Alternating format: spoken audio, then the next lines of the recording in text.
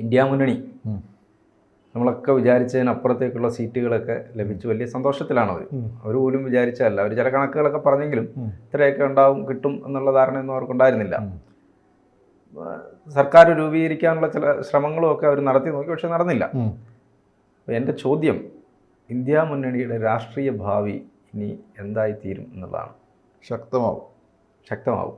മോദി ഇങ്ങനെ വിളിച്ചാൽ അപ്പുറത്തോട്ട് ചാടി പോകത്തില്ല, സാധ്യത കുറവാണ്. കാരണം മോഡി ഇല്ലാതാക്കാൻ നോക്കിയൊരു ഉപദ്രവിച്ചവരുമായിട്ടുള്ള നിലനിൽപ്പിന് പല രീതി, ഒന്നീ അഴിമതി നടത്തിയിട്ടായിരിക്കും, അല്ലെ പ്രാദേശിക പാർട്ടി അസ്തിത്വം തന്നെ ഇല്ലാതായി പോകും. അങ്ങനെയൊക്കെ വിചാരിച്ചിരുന്ന ആളുകൾ കോൺഗ്രസിനോട് യുദ്ധം ചെയ്യുന്നത് നിഴൽയുദ്ധമാണെന്ന് മനസ്സിലാക്കിയത് ഇപ്പോഴാണ്. ശരിക്കും യുദ്ധം ചെയ്യേണ്ട കോൺഗ്രസിനോടല്ല, നിലനിൽപ്പിന് വേണ്ടിയുള്ള യുദ്ധം ചെയ്യേണ്ട BJP-യോടാണ്.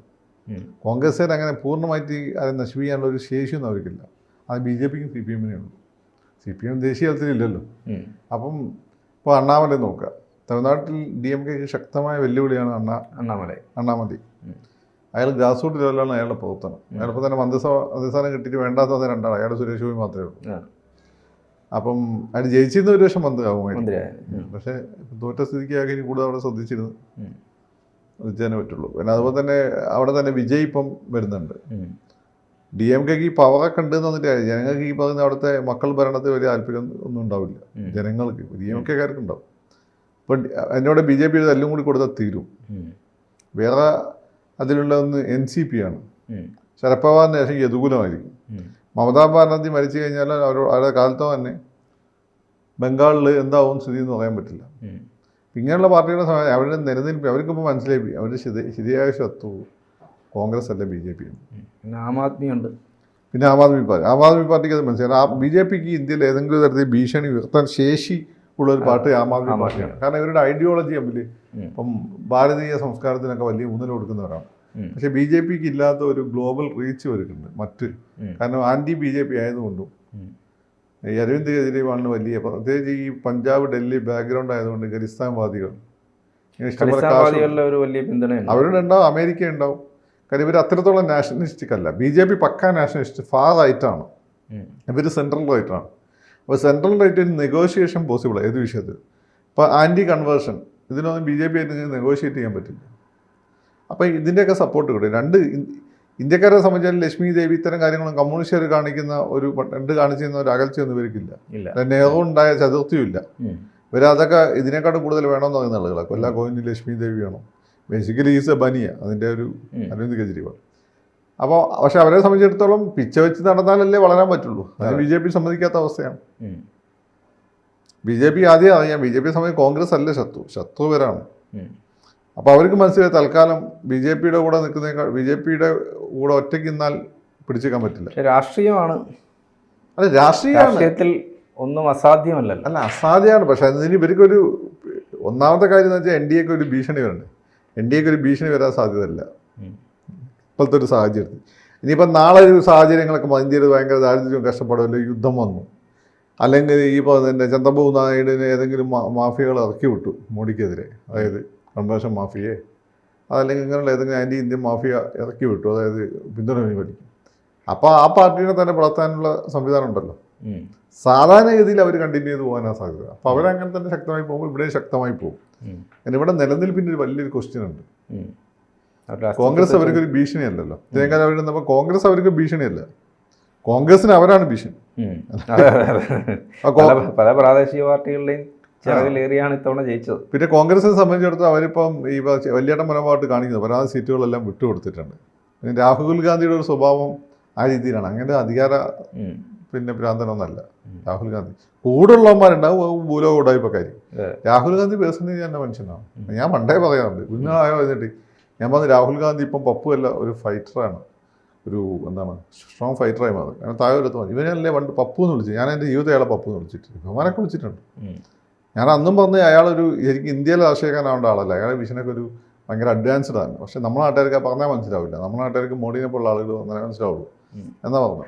പിന്നെ ഞാൻ അദ്ദേഹത്തെ പറഞ്ഞു വെച്ചാൽ അദ്ദേഹം ഫൈറ്റ് ചെയ്ത് തോറ്റുകൊണ്ടിരിക്കുന്നവന് ഹാപ്ലെസ് പപ്പുവിൽ നിന്ന് ഹാപ്ലെസ് ഫൈറ്ററായിട്ട് മാറും. എന്ന് വെച്ചാൽ ഫൈറ്റ് ചെയ്യുന്നുണ്ട്, പക്ഷേ എത്ര ഫൈറ്റ് ചെയ്യുന്ന കാര്യമില്ല, തോറ്റു.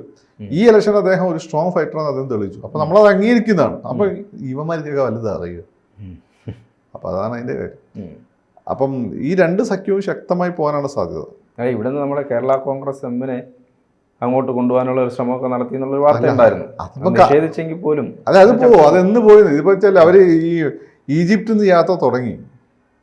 ഈ രാജ്യസഭാ ഇലക്ഷനോട് കൂടി റെഡ് സീസ് കോസ് രാജ്യസഭാ സീറ്റ് ഇപ്പോൾ അവർക്ക് കൊടുക്കാൻ CPM തീരുമാനിച്ചിട്ടുണ്ടെന്നാണ് പുതിയ ലേറ്റസ്റ്റ് വാർത്ത. അപ്പോൾ CPI ഉണ്ടേ, CPI ക്കും കൊടുക്കും. പിന്നെ ആരും കൊടുക്കില്ല. CPM ത്യാഗം സഹിച്ചു. അങ്ങനെയാണ് കുറച്ചു നേരം കൂടി നിൽക്കും. ഇത് ഇപ്പോഴത്തെ കണ്ടീഷനിൽ അത് അങ്ങനെ കൊടുത്തില്ലെങ്കിൽ മറുകണ്ഠം ചാടാനുള്ള ഒരു ഇപ്പൊ അവരിങ്ങനെ മരുഭൂമിയിലൂടെ അലഞ്ഞിരിഞ്ഞ് നടക്കുകയാണ്. പണ്ടേ മാണി സാറിന്റെ ആഗ്രഹം BJPന്റെ കൂടെ പോകാന്നുള്ളത്. അപ്പം മാണി സാറാണ് ഇതിലെ മോസസ്. ഇവരുടെ വിധിക്കപ്പെട്ട പ്രോമിസ്ഡ് ലാൻഡാണ്, വാഗ്ദത്ത ഭൂമിയാണ് BJP. അല്ലേ, വേറെ കാര്യമുണ്ട്. ഇപ്പൊ ജോർജ് കുര്യനെ മന്ത്രിയാക്കിയതോടുകൂടി ഇനി അത്തരം ജോർജ് കുര്യന് ഒറ്റയ്ക്കല്ലേ പറ്റുള്ളൂ. കേരള കോൺഗ്രസിന് ശക്തമായ അടിത്തറ ഉണ്ടല്ലോ, സംഘടനാ സംവിധാനമുണ്ട്. അപ്പോൾ അവിടെ ജോഷിയ പ്രഭാചകൻ, അതായത് ജോസ് കെ മാണി, അവരെ BJP കൊണ്ട് ചേട്ടാനുള്ള സകല സാധ്യതയുണ്ട്. ഒന്നല്ല, ജോസ് കെ മാണിക്ക് ഒരു കാരണം വേണം. അച്ഛന്മാർ യെസ് അന്നപ്പം ചാടും. അതല്ല പണ്ട് പിന്നെ എന്താണ് ജില്ലാ പഞ്ചായത്തിന്റെ വിഷയം വന്നാണ് UDF എന്ന് ചാടിയത്. അത് ഇതുപോലെ രാജ്യസഭാ സീറ്റാ കൊടുത്തേക്കുന്ന അദ്ദേഹം പറയുന്നതല്ല, ആരെങ്കിലും പറയൂ. ഇപ്പൊ പിന്നെ ജീസസിന്റെ ജൂദാസിന്റെ ഒരു സുവിശേഷം ഗോസ്പൽ ഇപ്പം കിട്ടിയിട്ടുണ്ട്. ജൂദാസ് പറഞ്ഞ് ഞാൻ മാത്രമേ ശിഷ്യന്മാരിൽ അങ്ങേ തിരിച്ചറിഞ്ഞുള്ളൂ, അങ്ങ് ഇവിടെ ജീവിക്കേണ്ട ആളല്ല, അതുകൊണ്ടാണ് ഞാൻ അങ്ങേ ഒറ്റിക്കൊടുത്തത്. അത് അങ്ങേക്കറിയാം, അങ്ങനെ മണ്ടന്മാരായ ബാക്കി ശിഷ്യന്മാർക്ക് അതിലെ ജൂദാസ് പറയുന്നത്. നിങ്ങൾ അംഗീകരിക്കുന്നുണ്ട്? ജൂദാസിന്റെ സുവിശേഷം പല സുവിശേഷങ്ങൾ ഉണ്ടായിരുന്നു. അതിലിപ്പം സെന്റ് തോമസിനും ജൂദാസിന്റെ ഒക്കെ അലക്സാണ്ടറിൽ ഇപ്പം കണ്ടു കിട്ടി. എൻ്റെ ഒരു കോപ്പി ചെയ്ത് അതിൽ പറഞ്ഞിരിക്കുന്നതാണ്. നിങ്ങൾക്ക് എന്താ ലോജിക്കലായി തോന്നുന്നുണ്ട്? അതങ്ങനെ കണ്ടാൽ അത് ഇത് BJP ശക്തമായി നിൽക്കുകയാണെങ്കിൽ, കാരണം സെൻട്രൽ ട്രാവൻകൂറിലെ ബേസിക്കലി സിറിയൻ ക്രിസ്ത്യൻ കളിച്ചതാണ്. അവരെ സംബന്ധിച്ച് ഒരു സവർണ ഹിന്ദു സംസ്കാരം ഒത്തുപോകുന്ന ആളുകളാണ്. പിന്നെ അതിശക്തമായിട്ടുള്ള ആൻറ്റി മുസ്ലിം സാധനം ഉണ്ട് ഇപ്പോൾ. അത് മുസ്ലിംസിൻ്റെ കയ്യിൽ ഇപ്പോൾ ഉണ്ടാണ്. മുസ്ലിംസ് എല്ലാ മുസ്ലിംസും അല്ല, ഈ പറയുന്ന ക്രിസ്ത്യാനികളെ വീട്ടിൽ പോയി പെണ്ണുങ്ങളെ പ്രേമിച്ച് ലൗജിക നടത്താനൊക്കെ ഉദ്ദേശിക്കുന്നവരുണ്ടാക്കി വെച്ചാണ്. അപ്പോൾ വന്ന് മുസ്ലിംസ് മൊത്തം അവർക്ക് പേടിയും വെറുപ്പായി വന്നിരിക്കും. പറയുന്നത് ഇസ്ലാമോഫോബിയ, മുസ്ലിംസ് പേടിയാണ്. വന്ന് ആദ്യം ഉണ്ടായിരുന്ന പ്രശ്നം എന്ന് വെച്ചാൽ ഇസ്മായിലിന്റെ ബാക്കിയും ഇസാഖിന്റെ ബാക്കിയും തമ്മിലുള്ള സൈക്കോളജിക്കൽ വാർഫെയർ. അതിൽ നിങ്ങൾ ഇസ്മായിലിന്റെ ആളാന്നുള്ളത് തെളിയിക്കാൻ നിങ്ങൾക്ക് പറ്റിയിട്ടുണ്ടോ എന്ന് വെച്ചാൽ അവർ പിടിച്ച് എടുക്കുകയായിരുന്നു. അപ്പം ഇനിയിപ്പോൾ ഇതല്ല പ്രശ്നം. ഇത് പ്രശ്നം എന്ന് വെച്ചാൽ മാറി. മുസ്ലിംസും കൂടി മുഖ്യധാര വന്നതോടുകൂടി മുസ്ലിം പയ്യന്മാരും ഈ ക്രിസ്ത്യൻ പെമ്പിള്ളേരും തമ്മിൽ അടുത്തിടപഴകുന്നു. ഇതൊക്കെ അവരുടെ പ്രശ്നം. ഒന്ന് രണ്ട് വിഷയങ്ങൾ കൂടി വന്നപ്പോൾ അവർ ഭയങ്കര പാനിക്ഡാണ്. അപ്പോൾ ഈ ഒരു സാഹചര്യത്തിൽ അവരുടെ ഒരു വാക്തത്വ ഭൂമി അവർ ആന്റി മുസ്ലിം റെട്ടോറിക് നടത്തുന്നതുകൊണ്ട് മുസ്ലിംസ് പേടിക്കുന്ന ആളായതുകൊണ്ട് BJP അതിന് മോഡിയാണ്. അപ്പോൾ ആ ഒരു വാക്തത്വ ഭൂമിയിൽ എന്നെത്തും എന്ന് ചോദിച്ചാൽ മതി. അതിപ്പോൾ അച്ഛന്മാർ കുര്യൻ എന്തൊക്കെ ചെയ്യുന്നു നോക്കട്ടെ, അത് നോക്കിയിട്ട് അച്ഛന്മാർ കഴിവർത്തും. കുര്യനൊരു ലിമിറ്റ് ഉണ്ടല്ലോ. പിന്നെ അല്ലെങ്കിൽ PC ജോർജൊക്കെ ആയിരിക്കണം. പക്ഷെ PC ജോർജിന്റെ നാവാണ് പ്രശ്നം. ഷോണുണ്ട്, അനിൽ ആന്റണിയെ കൊണ്ട് കാര്യമില്ല. പിന്നെ അനൂപ് ആന്റണി ഉണ്ട്. അനൂപ് ആന്റണി കുറച്ചുകൂടി സഭയും ആസ്തിയും ഒരേപോലെ നല്ല ബന്ധമുള്ളത്. എങ്കിൽ പോലും ക്രിസ്ത്യാനിയെ റെപ്രസെന്റ് ചെയ്യാൻ കേരള കോൺഗ്രസ് ആണ് കുറച്ചുകൂടി നല്ലത്. പിന്നെ ഒരു മന്ത്രിസ്ഥാനം കൊടുത്താൽ മതി. അതെ. അപ്പോൾ എന്തായാലും ഇന്ത്യ മുന്നണിയിലെ അതുപോലെ തന്നെ ഇന്ത്യ മുന്നണിയിലെ മറ്റേ ശക്തമായിട്ടുള്ള ഒരു ഘടകകക്ഷിയാണ്. ബീഹാറിൽ അധികം സീറ്റ് നേടിയിട്ടില്ലെങ്കിൽ പോലും തേജസ്വി യാദവ്, ലാലു പ്രസാദ് യാദവ്. അല്ല, ലാലു ഒരു കാലത്തും BJP കൂട്ടുകൂടിയിട്ടില്ല. ലാലു ഒരു കാലത്തും BJP സഖ്യം ഉണ്ടാക്കിയിട്ടില്ല. അതുപോലെ അഖിലേഷ് BJP സഖ്യം ഉണ്ടാക്കി അവരില്ലല്ലോ. അവരും BJP സഖ്യത്തിന് അഖിലേഷിന്റെ വോട്ട് ബാങ്ക് എന്ന് പറയുന്നത് തന്നെ ന്യൂനപക്ഷ vote bank plus OBC vote, Yadav vote ബാങ്കാണ്. അത് ബഹുജൻ സമാജ് പാർട്ടി പറ്റിയ ഒരു ദളിത് വോട്ട് ബാങ്ക് ഒരു ഒത്തുപോയില്ല. അവിടുത്തെ ബ്രാഹ്മണരെ കണ്ട അവരുടെ ശത്രു ഈ പറയുന്ന OBC-കാരാണ്. അപ്പോൾ അതുകൊണ്ട് അവരും അവിടെ തന്നെ നിൽക്കും. പിന്നെ DMK നിൽക്കും. ഇവരെ കാണാൻ പറയാം. പിന്നെ മമത ഇങ്ങനെ ആടി. പക്ഷേ നമ്മളിത് പറയുന്നെങ്കിലും പല ഘട്ടങ്ങളിലും അപ്പുറത്ത് അല്ല, അത് മുമ്പ് അവർക്ക് BJP പേടിയില്ലായിരുന്നു. BJP-ന്റെ കൂടെ അത് തൊട്ടുകൂടാത്ത സമയത്ത് തൊട്ട് എല്ലാവർക്കും ചെയ്യാം. BJP പ്രശ്നമില്ല, അങ്ങനെ മതം പിടിച്ച ആനാണ് അങ്ങോട്ട് പോലെന്ന് പറയുമ്പോൾ പ്രശ്നമില്ല, കൊമ്പിലൊക്കെ പിടിച്ച് കളിച്ച് എല്ലാവരും അതിലേക്ക് ആകർഷിച്ച ആളാണ് DMK. അന്ന് അവർ കോൺഗ്രസ് ആയിരുന്നു അവരുടെ പ്രധാനപ്പെട്ട ശത്രു. ഇപ്പം കോൺഗ്രസ് ശത്രുവല്ല. ഇപ്പൊ അവർക്ക് ഉത്തരേന്ത്യക്കാർ ഹിന്ദിയാണ് അവരുടെ ശത്രുക്കൾ. ഇത് പണ്ട് മറ്റേ ഈ ANDയും കോൺഗ്രസ് ഒരുമിച്ച് സഖ്യമായി മത്സരിച്ച തെരഞ്ഞെടുപ്പുകളുണ്ട്. കോൺഗ്രസ് അല്ലേ? കോൺഗ്രസിന് ഒരു ഫുഡ് ഫോൾഡ് അവിടെ ഉണ്ടാക്കി കൊടുത്ത ബാലാരവിയാണ് കാമരാജിന് ശേഷം. കോൺഗ്രസ് അധികാരം പോയല്ലോ, കാമരാജാണ് അവസാന മുഖ്യമന്ത്രി. അപ്പോൾ എന്ന് വെച്ചാൽ പിന്നെ MGR വന്നു. അപ്പോൾ MGRന് ദേശീയ തലത്തിൽ ഫണ്ട് കിട്ടണം, കോൺഗ്രസിനാണെങ്കിൽ സീറ്റ് കിട്ടണം. അപ്പോൾ MGR പറഞ്ഞൊരു കാര്യം, സ്റ്റേറ്റിലേക്ക് ഞങ്ങൾക്ക് നിങ്ങൾ വോട്ട് ചെയ്യാം, പരമാവധി സീറ്റ് ഞങ്ങളെടുക്കും. ലോക്സഭയിലേക്ക് പരാതി സീറ്റ് ഞങ്ങളെ ഏൽപ്പിക്കുക. അതായിരുന്നു അവരമ്പുള്ള കരാർ. വയലാർ രവിയാണ് ആ കരാറിന് മധ്യസ്ഥം വഹിച്ചത്. അത് ശരി. അപ്പം അത് ഓക്കെ ആയിട്ട് കോൺഗ്രസ് ശക്തമായിരുന്ന കാലത്തോളം അത് തന്നെയായിരുന്നു. ആ സമയത്താണ് ഇവരെന്ത് ചെയ്തു, ഇവർ ഇന്ദിരാസ കാലത്തൊക്കെ ജയിലിൽ പോയി. എന്താ സപ്പാട്ടെ ഗ്യാങ് എന്ന് പറഞ്ഞൊരു സിനിമ ഉണ്ട്, ബോക്സിംഗ് ഒക്കെ ഉള്ള ആര്യ, അതിൻ്റെ എന്താ നമ്മളെ പയ്യൻ്റെ മലയാളിയെ പേര് വന്നു, ആര്യെന്നു, ആര്യയുടെ പടമുണ്ട്, അതിൽ അത് കാണിക്കുന്നുണ്ട് ആ കാലഘട്ടം.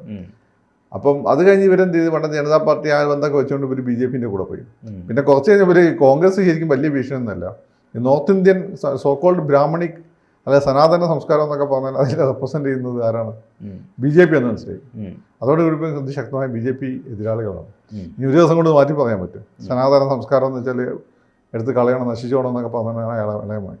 അത് ശരിയാണ്. അത്ര എളുപ്പമല്ലത്. ഇന്ത്യ സഖ്യം ശക്തമായി തുടരട്ടെ. അതിനാണ് സാധ്യത. ഇന്ത്യയെ 5 കൊല്ലം ഭരിക്കട്ടെ.